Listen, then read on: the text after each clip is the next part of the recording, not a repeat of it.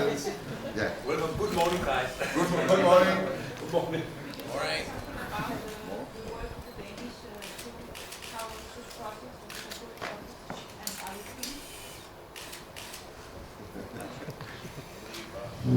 Okay, so yes,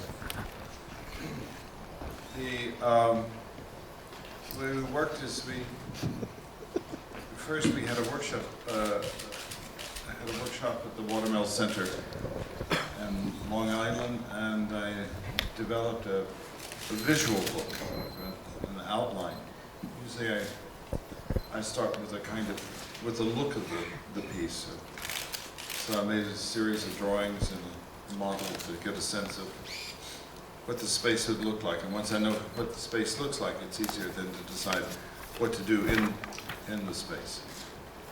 And then we came here and we met different people for a possible company cast, and we listened to them speak and we listened to them sing, and sometimes I would demonstrate something and then have them do what I had done to see, because in the theater I make it's a kind of dance, it's a kind of choreography, so everything is more or less choreographed. And then we began to assemble a group of people, and often this decision was made because someone's voice was higher, someone's voice was lower, someone was taller, someone was thinner, someone was larger. It's how a group of people could complement each other, and what kind of story that they would tell as who they are as people. I think one reason we go to the theater is that we look at people on stage and we see them acting a certain role, but we also go to see a personality. We go to see that person and who they are. And in a sense, they also bring a kind of story just being themselves on stage. And so eventually we put together a group of people that seem to counterpoint, complement each other. And in the beginning of the summer, last summer, we did what we call a Stage A workshop, in which we did a complete blocking of the entire piece. At that time we had, I don't think there was any music that was written, some sketches of ideas, but we didn't even put the text on it. We did it as a silent work, again to get the sense of the visual book, the choreography. But we sketched with music, and we sketched with recordings of Tom, and sometimes Tom would improvise on the piano or play something, and playing recordings of Tom's music to see that the scene could be quieter, or louder, more interior, more exterior, or whatever. And then Anne-Christine Roman, who has worked with me since the early 80s, came in the beginning of October, and she took this silent work that had been staged and then put the text on the movement, with the movement. So we don't start with the text first and then decide the movement. We put the text with the movement. And Tom had written music that was recorded and had worked with musicians from here. And then they began to put the music with the visual book.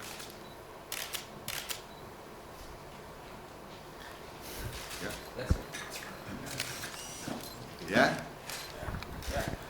The dialogue is in Danish, but the song lyrics are in English. How come you have to translate the song so that the song be translated? So I can understand them better. Actually, I wrote them all in Danish, and they lose a lot in the translation into English. Yeah? Yeah, a lot of songs in it. How did you pick the members of the band? What were you especially after? What were the criteria? We're looking for people who like to eat without silverware. Again, band members are just like picking people in the cast. they're really just cast members. Because you're really part of a whole piece, and working with Bob is kind of like being in a guided dream. You kind of put your hands out in front of you, and you hope you don't bump into anything. But it's a real, it's one of those experiences that it's probably like being on drugs that I've heard about. The band members, we had auditions. People came in and played. We were looking for multi-instrumentalists, and all the people in the band play several instruments. They're all excellent. And, yeah, great band.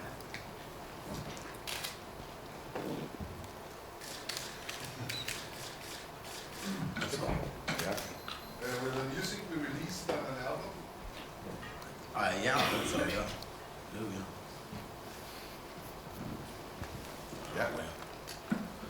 In what way do the music differs from the previous plays, like The Black Rider and Alice?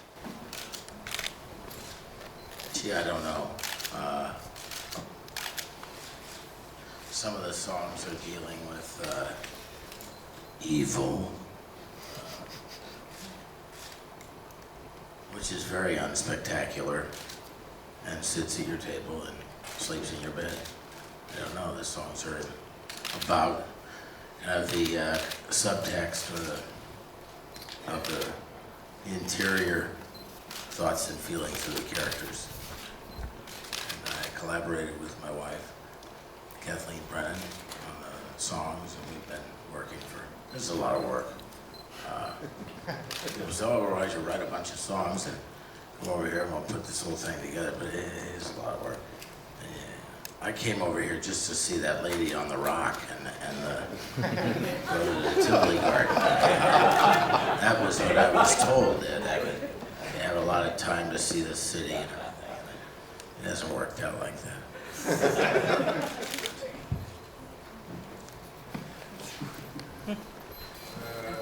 Wilson, what was the basic attraction of the story of Woyzeck as dramatic material?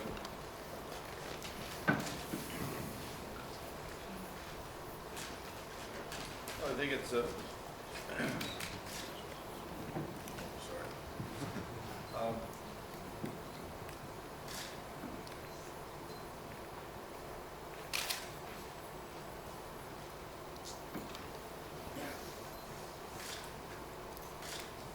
I think it's a story that somehow we all know. It's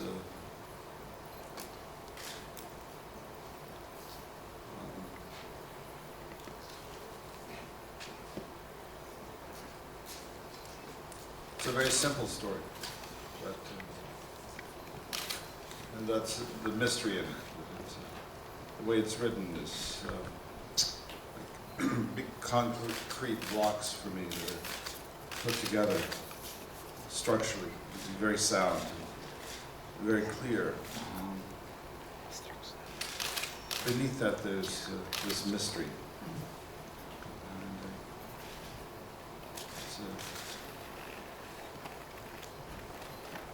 And, reconfirms the mysteries of life.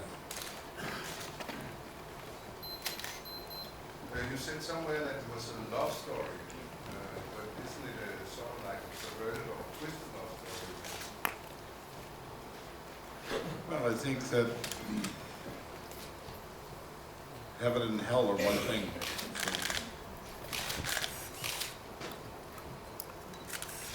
In 1967, I met a man who was head of the Department of Psychology at Columbia University, Daniel Stern, and he made over 350 films of mothers picking up babies in natural situations. A baby would cry, and the mother would reach for the baby, pick up the baby, and comfort the baby. And Stern did a very curious thing. He took the film and he slowed it down so that you could look at the film frame by frame, the 24 frames in 1 second of time.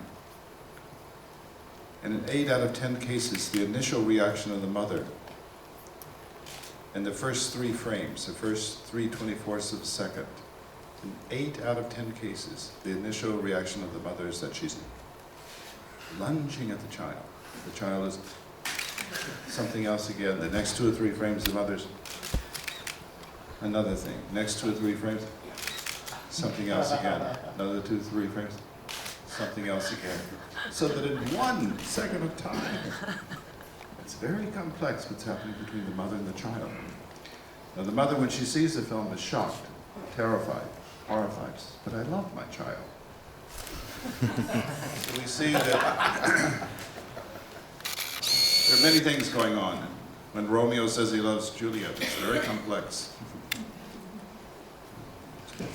Perhaps the body is moving faster than we think. There's a kind of language there. So when we say it's a love story, it has many facets, many sides to it.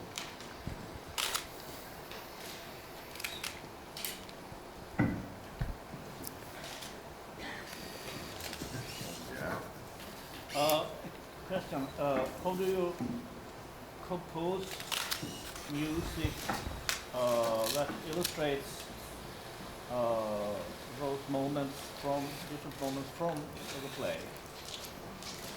You must have absolutely the same idea of the play. You go plank, plank, plank, plank. I hope you have ideas that come. Take your hat off and then the ideas just get in there somehow. A lot of it comes from watching the stage. When you watch the stage and see something that Bob has done, it's, I think it's like closing your eyes and seeing the pictures that you can form in your head. They have no boundaries, and I think that's the best way to think about songs. The songs are really just little containers of feelings. So, what was the question about the song? Well, my question was how you communicate between the two of you when you're making the music. Oh, how do Bob and I communicate? Yeah.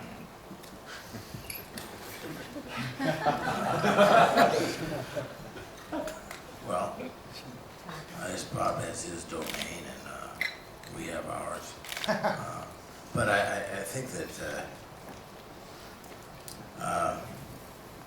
I've never really been intimidated by the vernacular of someone else's region. And I don't think there's any reason to be. Doctors can very easily talk to astronauts, and astronauts can talk to veterinarians.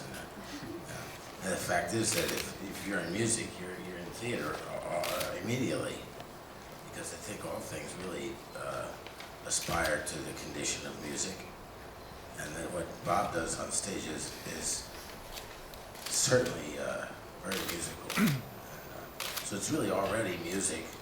You kind of have to just find a way to go at it so you don't push it over, because it's already very musical and you don't want to spoil it.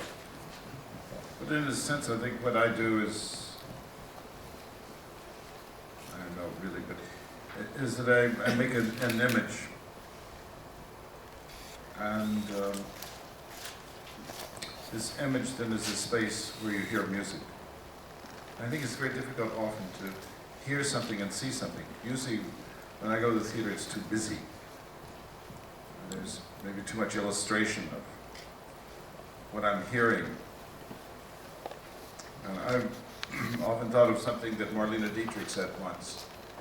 She said at a dinner, when there was a dreadful man from Munich who was a journalist. He was writing a book about her. He said, she had just performed that night. He said, "Oh, Miss Dietrich, you're so cold when you perform."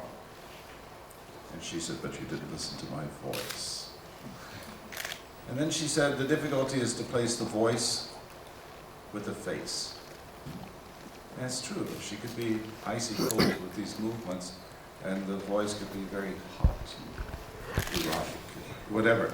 And it was that tension that existed between what we were seeing and what we were hearing that gave her her power, her strength. And that she became hotter because she was also very cool in her movements or whatever. And the voice could then be placed with this image that was a kind of tension or irony to what we were experiencing. So in some ways that's how I think Tom and I work. I make a picture and it's true, it has its own rhythm, whatever, and then hopefully it's a space where I just look at this picture and I can hear this music, and the text can tell a story, the music can tell a story, and then I have this image. So you have a moment that's maybe a very tense moment in the play, and you're looking at Marie, and she's smiling through this thing. So there's something very strange about what I'm seeing and what I'm hearing at that moment.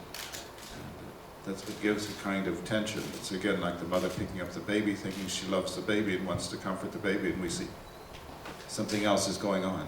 It's something I'm seeing, and what I'm seeing then is maybe reinforcing what I'm hearing without always having to illustrate or decorate.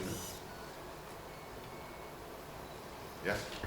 Yes, Mr. Waits, we know you as a musician and a composer, and certainly as a songwriter, as a poet. How is it to write songs to a play already written compared to what you do otherwise when you have written songs for your own purpose, your own albums and so on? In some ways it's easier, you got your situation already. Other times the limitations of it are restrictive, and but then you just ignore that. And I think when you get to a certain point in the story and you hear a song, even if there was no connection thought about at the time, you'll make one sitting in the audience. If you've just seen somebody stabbed on stage and you hear something like, I don't know, yellow polka dot bikini, you make the connection. You'll work with us on it. You'll because that's what you're out there trying to do, is create the alchemy of all these things in your mind. And so the idea is just, in making the songs, is to try and make sure that you've got the chemistry right, so you don't have your onions in there with your cinnamon. Certain things go better together than others. We all know that. So it's just a matter of being in a trusting environment where you're not afraid to say things that you think would work. It's like that. It's like that joke about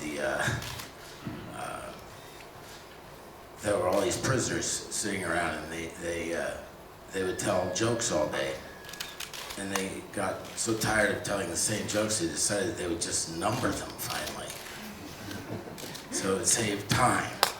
So they have all these numbers for the jokes, and then during the day someone would say 14, and the whole place would just break up. And there was a new prisoner came in. It was his very first day, and he's listening to all this.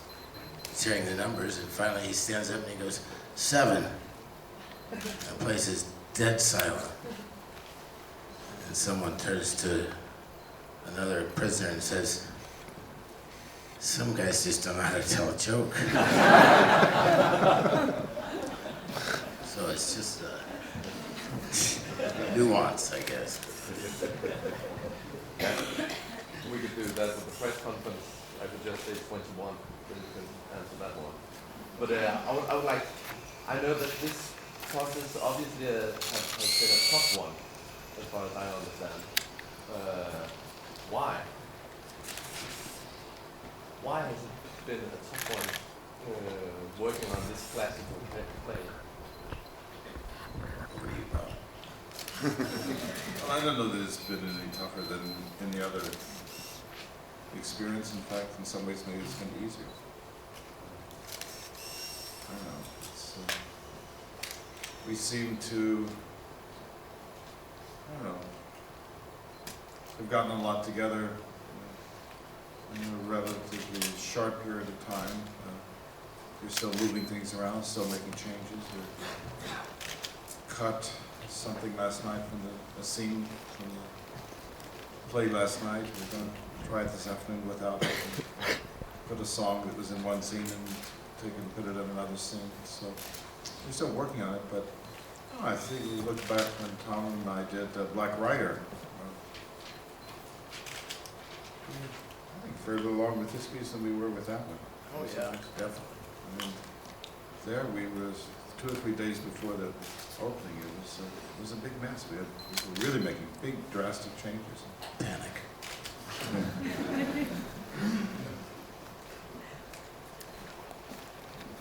Yeah. Yeah, Ulla? I don't know if you already have talked about your way to work together. You have some good advices. I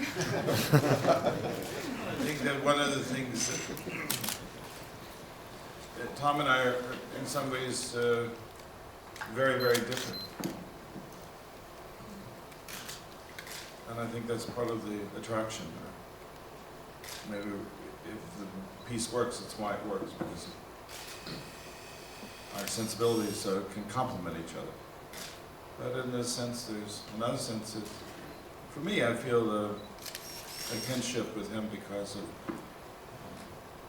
Tom, to me, is a great artist because there's something, there's no lie there.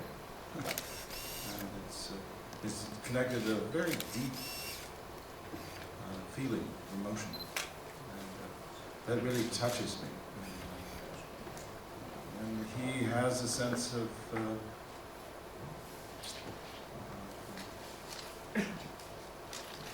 maybe is putting it too simply, but there's a kind of irony when he says all the world is green or something. It's full of so many meanings. I don't know how he can do it. I try to do it myself. I can't, but he can say something, and it's full of contradictions, and the way it resonates.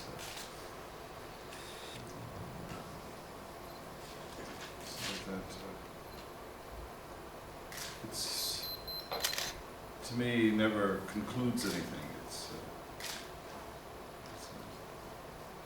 It's always opening. It's always, there's a question in what he's saying, what he's doing, because of this irony. I mean, we sort of often refer simply to, in Black Rider, William Burroughs, when he says, "This is how the cookie crumbles. That's how the stock market crashes.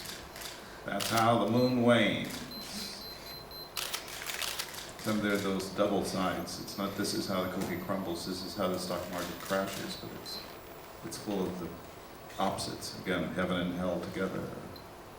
So the love songs are simple and at the same time full of irony and complexities.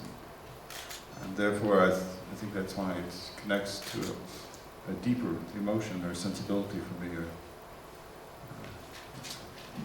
Bob said something to me that stayed with me and helped me too. He said,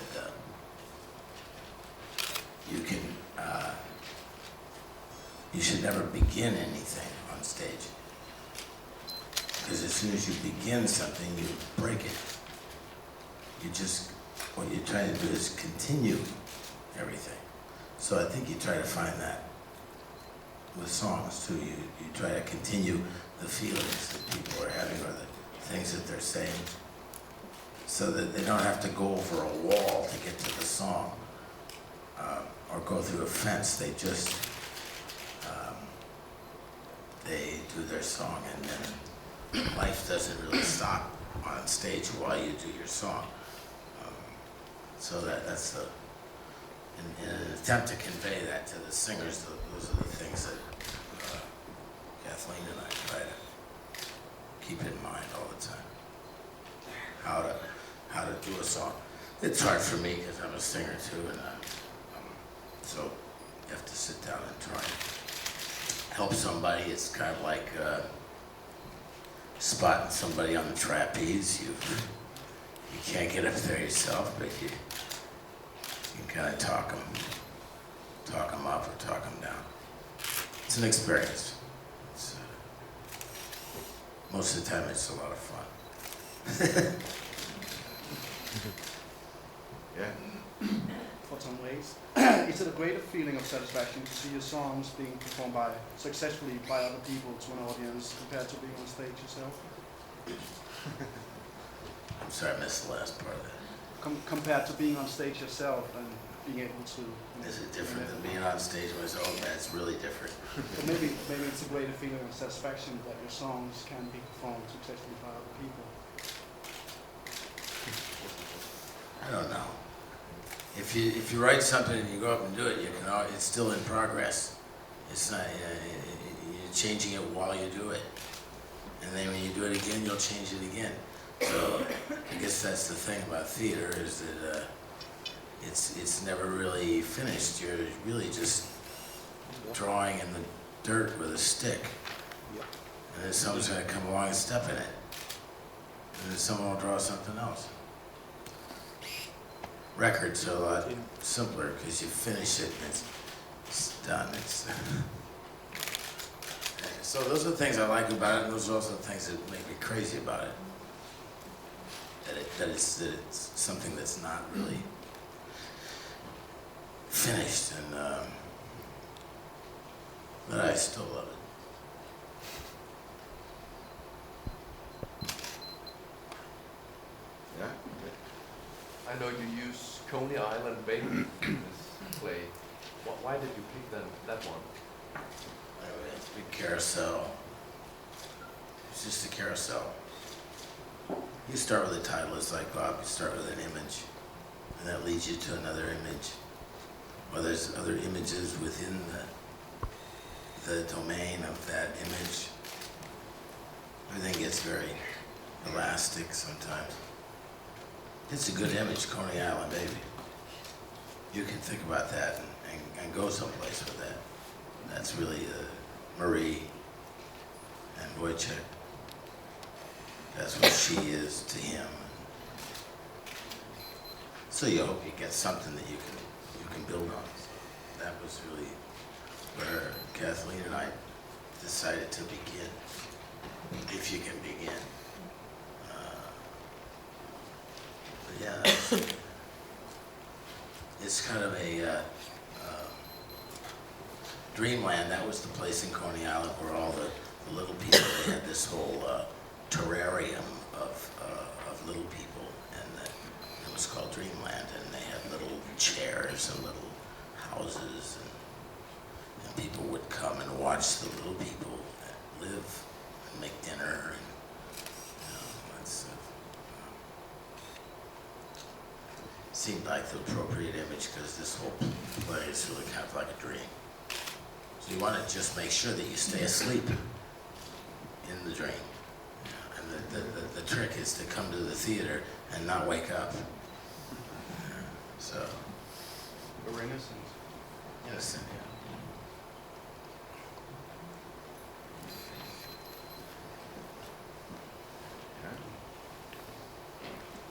Good. When you and your wife work together, how do you cooperate? What's your role and what's hers?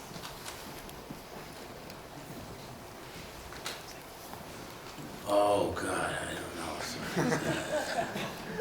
That's complicated. Sometimes I'm the dog and she's my owner. Other times she's the fence and I'm painting her. It's as complicated and as simple as that. Working together is no difference than making dinner or raising kids, or it's as hard and as easy as that. you start a sentence and somebody finishes it. It's like that game, you know, that kids play. You start with a line, and then that's all you get is that line. And then someone else has to say something right after that, and you put them all together, and it just sounds insane. You know? And that's kind of what making songs is like. But it's a lot easier in some ways collaborating on songs with her because if you get stuck, you've got someone to give you a kick or a push. And she inspires me.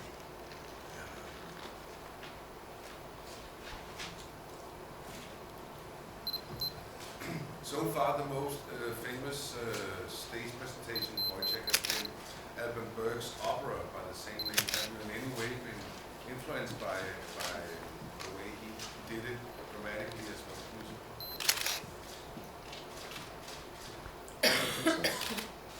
I don't know. For me, no. Just try to find my own way into it. Are you familiar with the piece? Yes.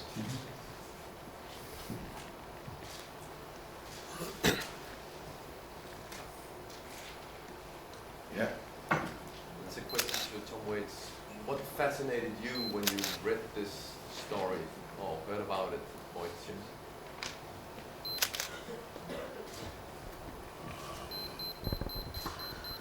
Okay. Those seem to have all the great elements. There's a child, there's a carnival, there's a murder, there's a love story. But okay, good. Carnival music, love story music, scary music. Okay, that's good. That's got a lot of stuff in there. I don't know, somebody said you take eloquence and you wring its neck. And Kathleen said you take these songs and they're like plates. And you drop them and break them. And you glue them back together. That's kind of what we're looking for. But the story is, at a certain point, becomes larger than the thing that it's about. It becomes about the world, which is, I guess, what everyone loves about stories, is that it's your story too. Yeah. Sunday evening when the audience leaves the theatre, do you have any idea what mood they will be in? Whether it's warm or sad or I think all those scared? things. All those things. You don't.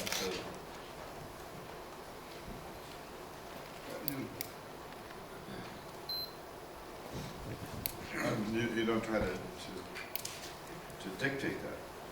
A good actor doesn't do that. A good director doesn't do it. A good writer doesn't do it. We're not actors that make interpretations are like bad high school teachers. So they're telling you what to think. And the reason we work as artists is to say, what is this? What am I doing? What am I saying here? And so you stay open, and then the mind can continue, because you continue to think about it. You don't finish it. When you've seen the rehearsals yourself, when it's finished, Well, I can see a scene and think about it many different ways. I can see it one night one way, and I can see it a different way another night. It's full of meanings. It's not to say it doesn't have meaning, of course it does, but the meaning's not fixed. So that's why it stays alive. And as Tom said, the theater's, one of the things interesting about it is that it's constantly changing. And if I listen now, I hear the man's paper moving, I hear the camera clicking, I hear the air conditioner, I hear the camera clicking again, I see a light flashing. That sequence will never ever happen again in the same way. It's just at this moment. So even though I'm singing the same song, doing the same movements every night, pretty much the same way, if I'm listening and looking, seeing, every second is always different, so that it's always alive. And so you can't predict it. The only thing that's constant is change. What is it with you guys and German romanticism? In the Black Rider there was the Freischütz and all this scary stuff. Now you have this incredibly young, romantic, revolutionary Büchner. Dies at 23, leaves a play like this. What's your fascination?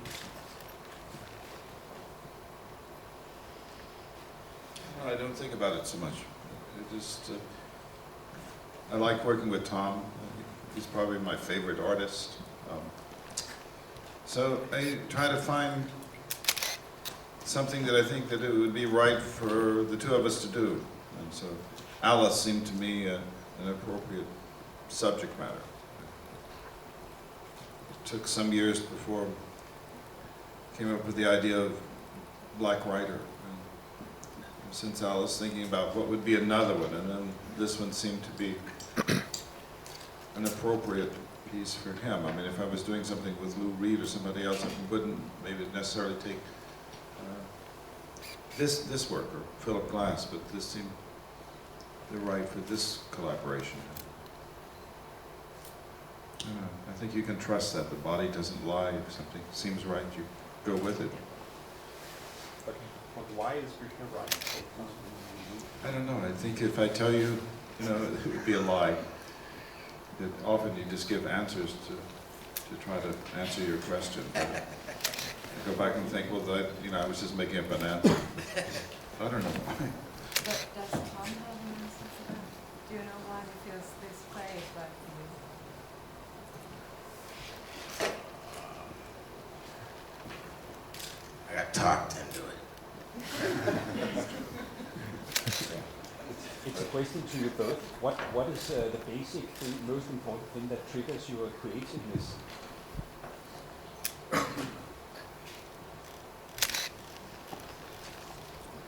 I don't really know. To be honest, I don't. I mean, it's a side to me that can be very rational and say, okay, here's this text, this is this story, this is this outline, this is this artist's work, and I try on one hand to respect that, but then I don't want to be a slave to it. So then I try to find my own way into it. So on one hand you're trying to respect the master, on the other hand you're trying to find your own wave. And I don't like to talk about things a lot. Ever here. I mean, the director of the theater asked me last week, said, oh, we have dinner with Tom and his wife, and I said, oh, I hope we don't have to talk about the play. I don't like to talk, I like to do it. You learn to walk by walking. You can talk about it all you want, but when you get up and do it, it's another thing. When I first worked in Germany in the theater, I was working at the Schauspiel in Berlin. This is in the late 70s. And it was unbelievable to me. Peter Stein had been for 3 months sitting at a table reading books, talking about a play that he was going to do with all the actors for 3 months, reading books and talking about it. It was so bizarre to me. Go in a room and do it. And it was very difficult for the actors. It's, you got on stage and do something, but they couldn't because they had to talk about it first. I don't want to talk about it. A lot of times it's problem solving, and that's it. It's like, Doc, my flamingo is sick. What do I do? Oh, you're up here on the table, I'm gonna take a look at it. Says, the wings seem all right. Maybe it's the windpipe. What do you do with a sick flamingo? I wouldn't even know who to call. Must be a special area.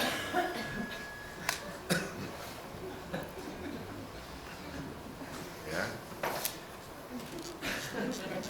Der er cirka 5 minutter tilbage, så jeg vil bede om at prøve at få det sidste. What is the specific challenge for you in going into our little country to perform and play? Does it add anything specific to the process, or why would you do it like this?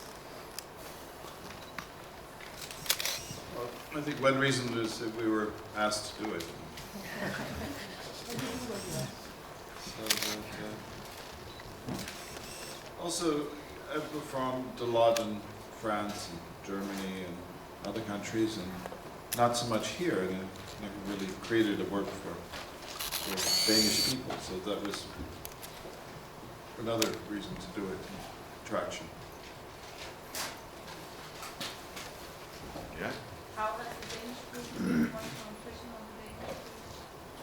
Oh, it's been great. It's amazing. It's a real team effort. A piece like this is very technical. So a drop moving or something crossing the stage is as important as an actor, has a light on it, there's a timing to it, has a rhythm. All the elements are equally important. So there's a chair on the stage, and we spent, I don't know, how many hours looking at this chair, you know, that it's got this very thin leg and a very thick leg and very thick seat, and I don't know, how it's balanced on 2 legs. I don't know, it's like making a sculpture. It's not just a prop for the stage, but there was a lot of thought and attention given to the detail of a chair. So that the guy who's making it,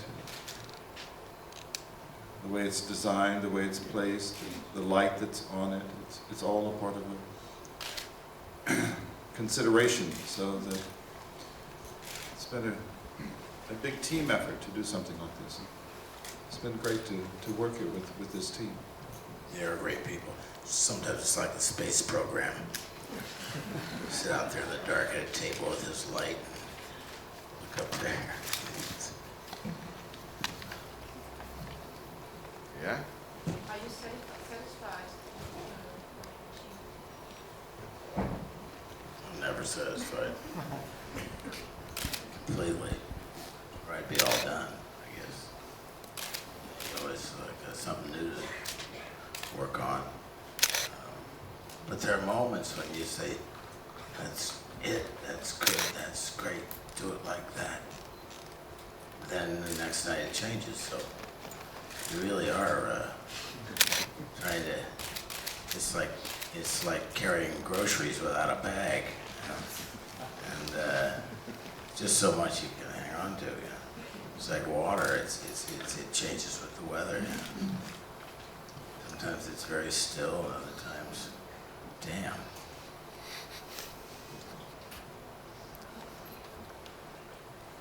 Ja. Ja, Ulle?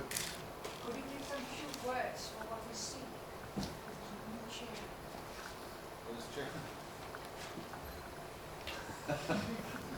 This is a scene for the barber.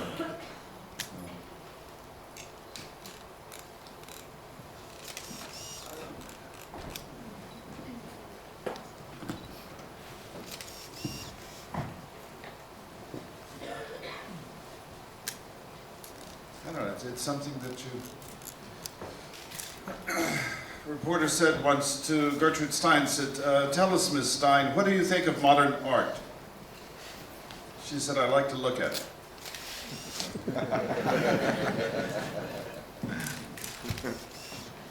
Oh, I think we're done. ja. Okay, thank you very much.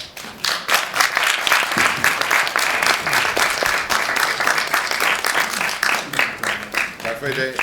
Jeg vil bare sige til jer, at der er også stadigvæk en snak med skuespillerne, hvis I vil det. De sidder lige hernede i det her område, og I kan bare komme og spørge.